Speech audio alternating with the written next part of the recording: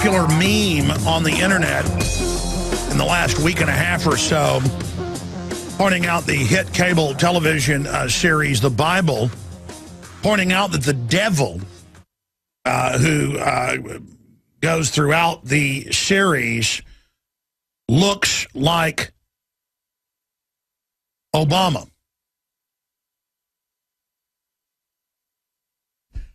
And the reason the White House fears this is because it's the type of simple-minded meme that can actually get across to the population. That's why they said that Saddam had thrown babies out of incubators and stomped their brains out. They used a PR firm to put that out back in 1990, 1991. None of it was true. That was later admitted. That's why they said that Gaddafi had his troops raping women fueled by Viagra. It's just something saucy to demonize the people. And I'm not saying Saddam or Muammar Gaddafi were good guys either. It's just the globalist will demonize someone with an outlandish, over-the-top charge right before they destroy them. And so it's the type of yellow journalistic, simplistic demonization that the establishment understands because they know it's effective. It's like a meme. The Obama deception. Deception. I never meant that to even become a meme. I wanted to point out he was a liar. Now it's become a meme. And so Obama Satan, Obama the devil, has become a meme. Not just now. That's been going on for years. A lot of preachers and people like Pastor Manning saying they believe he is the Antichrist. Now, let me just say this. Undoubtedly, Obama lies at a level way beyond anything I've ever seen. But more than it being about Obama, it's about the season that Obama is in today. We are in the throes of global tyranny. We are in the throes of global decadence. We are in the throes of not just an evil establishment, but a more and more corrupt and decadent world population, disconnected from reality thanks to Hollywood and other culture-destroying corrosive elements. We're following into a very decadent sector of the cycle. Now, I don't like Obama. He's a horrible tyrant. He reads off a teleprompter. He is a globalist insider. He's obviously very intelligent, but still a puppet, just like George W. Bush, who obviously isn't the sharpest knife in the drawer. But he has been an effective evil, not a lesser of two evils from Mitt Romney or George W. Bush, but a more effective evil, as former Congresswoman Cynthia McKinney has pointed out here on this broadcast. And so it's fun at a base level to demonize Obama, and it's also effective. But you need to understand that he is the figurehead. He is the masthead. He's the goddess they've got on the front of the boat. He's the gargoyle they've got guarding the entrance to the castle. But he still is the pitchman. Like so many corporate presidents, it's their job to go to all the events and go to the golf parties and, go cut the red ribbons. He is a front man, but he represents the establishment, and he is light years more deceptive than even Slick Willie. He makes George W. Bush's fumbling lying look tame, and the lies are mega whoppers. There will be no pre-existing conditions that are not covered. Massive expansion of pre-existing conditions under Obamacare. Doubling of premiums on average, written by the insurance companies, death panels to deny people brain surgery, eye surgery, knee surgery, hellish control, the collectivist trap, your supermarket purchasing records with smart cards uploaded to Homeland Security and then to the Department of Health and Human Services. I mean, beyond 1984. Insurance premiums going up if they see you're buying too much beer and Bluebell Dutch chocolate ice cream. They know when you go and buy a knee bandage. It's all put into computer algorithms. Everything. Living in a glass house. The end of justice. Obama funding massive abortion worldwide. Obama funding forced abortion, where they basically make you have an abortion if you want any government funding in India and areas of Africa, while saying he cares about the third world. My point is that Obama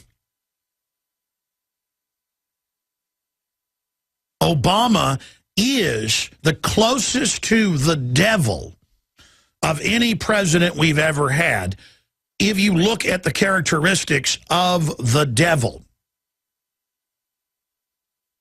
If you look at the characteristics of the biblical devil, or the devil in even other cultures, Hindu, you name it, it is very, very similar and very, very close to what Obama's doing, because we do have a devilish power structure. We do have a power structure that is absolutely degenerated and gotten away with more and more, and a public that has just accepted that they're going to lie to us. And so now the bottom has fallen out. The floor has fallen out, and there's nothing there underpinning us. There's no rudder. And so the sky, or the pit of hell, is the limit. So that said, it's fun to call him the Antichrist. It's fun to make, connections and allusions to it. But I wanted to explain to people here with some Bible verses. Here's one out of John 2:18. Even now there are many Antichrist in the world. Even now there are many Antichrist. Here's another Bible verse I want to get to before I break this down. John 8:44. You are of the father, the devil. You are of your father, the devil, and you want to do the desires of your father. He was a murderer from the beginning and does not stand in the truth, because there is no truth in him. Whenever he speaks a lie, he speaks from his own nature, for he is a liar and the father of lies. I don't want the NDAA to pass, and then turns out Obama and his lawyers wrote it. Then don't worry, I won't sign it, and then does sign it. We've got to attack Syria because Al-Qaeda is there, and Assad is with Al-Qaeda, publicly knowing that they put Al-Qaeda in and that they run Al-Qaeda in Libya, Syria, Pakistan, Afghanistan, worldwide. That is lies within lies. What is it when a global corporate government funds all sides of a conflict? That is a full spectrum lie. The whole thing is an artificial, synthetic counterfeit of conflict. You want the oil? You want the opium? Fund a terror group. Don't even really take out that terror group. Arrest innocent 12-year-old kids. Take them and torture them for 7 years at Guantanamo Bay, and then make them jihadi brigade commanders for your next war. That's why they admit, why are they releasing everyone from Guantanamo Bay after 5, 6, 7 years, and they all go become terrorists? And then they have, it's even in the news where the jihadi commander of Al-Qaeda in Libya is allowed to travel to the United States. And everyone's like, why is that? Because he works for the globalists that have hijacked America. Is that not the father of lies? Is that not a system that gives birth to lies? So yes, Barack Obama is an Antichrist. In fact, he's the greatest modern expression of a slick, good-looking liar who can tell lies on top of lies, twisted within other lies, with added spin and deception. So yes, it resonates that Obama is a devil. But so are the Republican leadership that work with him and act like they're opposing him when they actually aren't. And then they create that synthetic response, that dialectic, where the two sides come together, but they're actually within the same spectrum, and then agree on what the social engineers already wanted. Bush comes in, tyranny, oppression, all these new regulations. Obama comes in, tyranny, oppression, new regulations. And as soon as Obama leaves office, the dictatorship of the office will be there. The presidency is now dictatorial by every yardstick, but the president himself leaves. See, another deception, and a new puppet, a new figurehead, the new prom king, the new prom queen, the new front. They step in to that position to play king for a day, so that you associate all the tyranny and all the hatred that you put into the system on them, and so a new, fresh face comes in. Like a knight who has a shield in combat, Obama is a shield, Bush is a shield, or a shill, a foil. They take the heat. They are the surrogates of the globalist. And when the night is done with Obama, he'll throw the shield off and take on a new shield. And sure, the shield is disgusting. The shield has the enemy signet. The shield is a projection of the teleprompter. It is the propaganda of the globalists. It's like birdcage liner. I'm focusing on the parrot, the New World Order buzzard that sits there defecating on us and that we have to feed and take care of and listen to, squawking at us. And the media always focuses on Clinton or Bush or Obama, the birdcage liner. And, oh, the buck stops with them, and red carpets and thousands of troops on the streets to protect them when they go to third world countries or America, so that it's all the pomp and circumstance, the great and magnificent Oz. I am the great and wondrous Oz. See me and tremble. And F-18s fly over him at his inauguration, and 1 million people come out, and red carpets and Hollywood stars and dinners, and marveling at the president and the sycophantic salivation over everything he's doing. Is that not Satan? Is that not the power of the prince and of the air? Is that not the power of the prince and the principalities? Is that not what the Bible, please give me the verse, the evil in high places, where Satan, the devil, takes Christ up on the mountain and says, all of this could be yours. I control every government out there. Bow to me, kneel to me, and I will make you the Antichrist. I will give you dominion over this planet. The delusion of Satan, who'd been given dominion to test, to be part of the test of God's elect, saying to the physical incarnation of the creator of the universe, I will give you this mote of dust, this nothing. What a joke. And God, in the body of Christ, had to bring himself down to the level of 40 days with no food to put himself in a weakened position to fully conquer his flesh. I can't drive by a steakhouse without wanting to go in and eat that meat. If I smell it, it's over.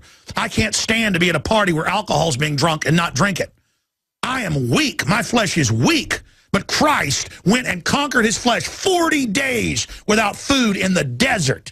And his body absolutely at its weakest to be offered food and drink and the whole world and all of it flashing through his mind, because God had to desire and smell women and see their beautiful curves and their electric eyes and the flesh's desire. Christ had to have that first test, a shadow of his crucifixion, a shadow of the great test that was coming. That even though it was God in the flesh, God said, I will show you what I can do. God in the flesh. Jesus wept thinking about being beaten and tortured, all of it going through his mind, and all the sins of everybody before him and currently and after to be piled on in a giant psychic experience of being fed all the child molesting, all the murder, all the death, all the torture, all the mothers crying, all the sorrow, all the degradation, all of it. All of it, the children with buzzards eating their bodies, all of it, trillions and trillions of experiences fed right through the eye of God, straight through Jesus Christ. The creator of the universe physically experiencing that in an earth suit on this planet. That's the opposite of the devil. The devil with the red carpets and the jumbo jets and all the soulless, unhappy Hollywood people. Yes, Obama is the Antichrist. He is a Antichrist. He is the spirit of the world. He is the spirit of Beelzebub, Baphomet, Leviathan, the devil. He is the devil. Barack Obama is the devil. And any of you that turn yourselves over willingly to deception and willingly to lies and willingly to hurt the innocent, you are of the devil and you are Antichrist. All of us who have flesh, we are at one level the Antichrist. But our soul is different. But when you turn your soul over to evil, knowing God's truth, experiencing and tasting of the Holy Spirit and denying it and saying, I go with Satan, that is the ultimate sin. And you are damned at that point because you have shut the door. I just feel sorry for people that have never even experienced the depthless waters of creation. So to expand on all this, yes, ladies and gentlemen, Obama is an Antichrist. Obama is as wicked as the day is long, but he is only a pathetic puppet. He is only a pathetic agent of the great evil that is to manifest on this planet. He is only a precursor. He is only in the satanic evolution part of the system building towards what is to come.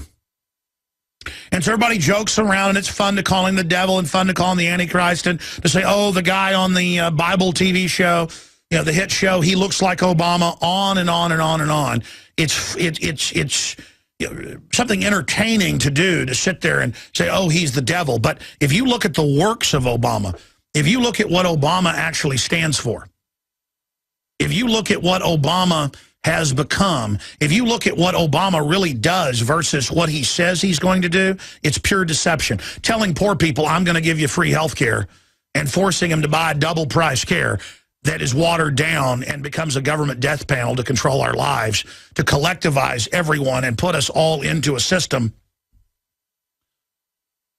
where the general public can sit there and lecture all of us and say, oh, well, I can tell you what to eat. I can tell you how much to sleep. I can tell you where you can go because we're all in this together now. It's like making the whole country one giant, weird homeowners association, but it's a homeowners association run by child-molesting devil worshippers who now have access into your bank accounts, what you buy, what you do, can take the money out of your account. Imagine the cashless society once it comes in, when they can turn your chip off and you can buy or sell, and when you try to get food, that's the ultimate crime, punishable by forced labor in one of these satanic FEMA death camps they've built. So yes, Obama is an Antichrist, not the Antichrist. And he is of his father, the devil. He is a liar. It is his nature.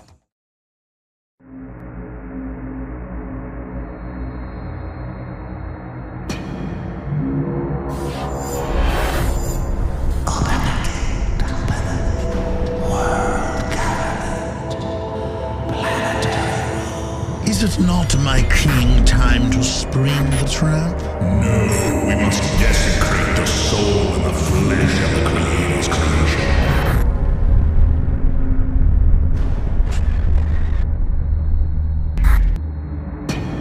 The chain of life broken forever.